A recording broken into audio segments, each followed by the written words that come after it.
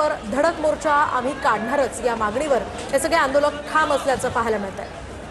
नीट paper फुटीच्या प्रकरणानंतर चिघळलेलं वातावरण, विद्यार्थ्यांची आत्महत्या, अभिजित दिपकेंनी पुकारलेलं आंदोलन, त्याच्यानंतर धर्मेंद्र प्रधान यांच्या राजीनाम्याची मागणी जी जोर धरू लागली। सोनम वांगचुक यांनी त्याला पाठिंबा दिला। 21 दिवस सोनम वांगचुक यांचं आंदोलन सुरू होतं। 21व्या दिवशी ज्या पद्धतीनं दिल्ली पोलिसांनी त्यांना रुग्णालयामध्ये नेलं तर त्याच्यावर सुद्धा आक्षेप नोंदवण्यात आलेला होता आणि त्यानंतर परिस्थिती जी आहे ती काहीशी चिघळल्याचं पाहायला मिळालं। काही झालं तरी 20 तारखेला संसदेवर आंदोलन धडकणार हा पवित्रा सीजेपीने घेतलेला होता। कोल्हापुरातील शिवाजी विद्यापीठात विद्यार्थ्यांनी आज आंदोलन करत घोषणाबाजी केली। सोनम वांगचुक यांच्या समर्थनार्थ विद्यार्थी रस्त्यावर उतरले होते।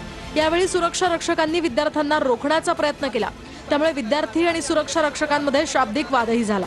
आमचं म्हणणं एवढंच आहे की जे काही चाललंय देशामध्ये त्याच्याबद्दल आम्हाला काही मुख्य मोर्चा काढायचं फक्त तर पोस्टर दाखवून ते पण नाही कसं सर। ठाण्यामध्ये शरद पवारांच्या राष्ट्रवादीनं जिल्हाधिकारी कार्यालयाबाहेर आंदोलन केलं।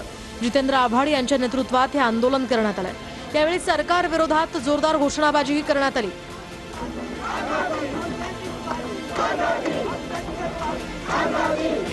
और आज जो सोनम वांगचुक के साथ हो रहा है, इतना खराब तरीके से रिटेलिएट कर रहे और सप्रेस करने की कोशिश कर रहे, इतना खराब ब्रिटिश गवर्नमेंट भी नहीं थी।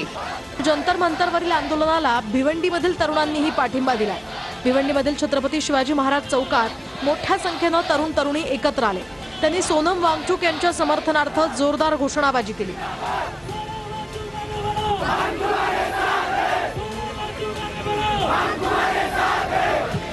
अमरावतीमध्ये सुद्धा भगतसिंग आणि डॉक्टर बाबासाहेब आंबेडकरांचे फोटो घेऊन विद्यार्थी रस्त्यावर उतरले। केंद्रीय शिक्षण मंत्री धर्मेंद्र प्रधान यांच्या राजीनाम्याच्या मागणीसाठी या तरुणांनी शहरात मोर्चा काढला। या मोर्चातून तरुणांनी सीजेपीला पाठिंबा दिला।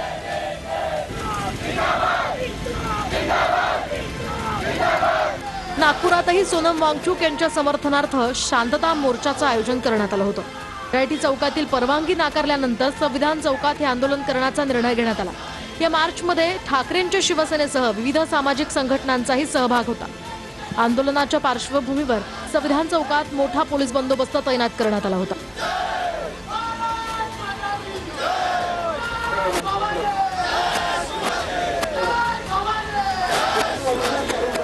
जो education minister Dharmendra Pradhan sir है वो अपने पोजीशन से रिजाइन दे, पर हमारी सरकार जो है वो गूंगी बहरी अंधी होकर बैठ चुकी है, जिनको ये चीज सुनाई नहीं आ रही इतने टाइम। तर इकडे दिल्लीतील सीजेपीच्या आंदोलनाला पुण्यातूनही तरुणांनी पाठिंबा दिला। पुण्यातील एफटीआय मध्ये तरुणांनी जोरदार घोषणाबाजी करत आंदोलन केलंय। या आंदोलनामध्ये केंद्रीय शिक्षण मंत्री धर्मेंद्र प्रधान यांच्या राजीनाम्याची मागणी करण्यात आली।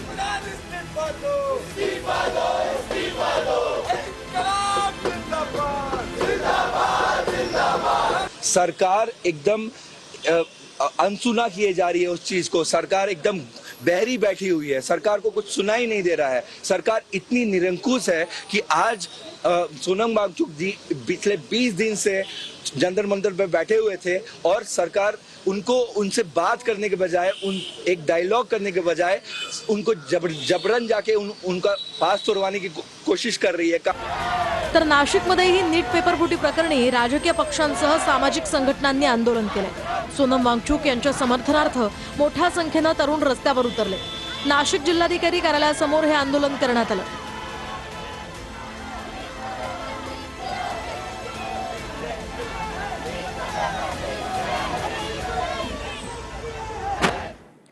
तर आतापर्यंत नेमकं काय काय घडलेलं आहे ते तर आपण जाणून घेतलेलं आहे। मात्र सोनम वांगचुक जे रुग्णालयामध्ये आहेत त्यांनी काल एक मार्गदर्शक सूचना जी आहे त्या आंदोलनकर्त्यांना केलेल्या होत्या। आताची ही दृश्य आपण या ठिकाणी पाहताय। आंदोलनकर्ते ठाम आहेत, काही झालं तरी आपण संसद भवनावर धडकणार, मात्र पोलिसांकडून त्यांना रोखण्याचा या ठिकाणी प्रयत्न केला जातोय। बॅरिकेड्स या ठिकाणी लावण्यात आलेली आहेत। ही दृश्य आपण एक्सक्लुझिव्हली आपण या ठिकाणी पाहताय। लाठीचार्ज केला जातोय, अश्रुधुराच्या नळकांड्या या ठिकाणी फोडल्या जातात। काही झालं तरी या आंदोलनकर्त्यांना संसद भवन परिसरामध्ये जाऊ द्यायचं नाही, कदाचित असाच निर्धार या ठिकाणी यंत्रणांनी आणि पोलिसांनी केलेला असावा।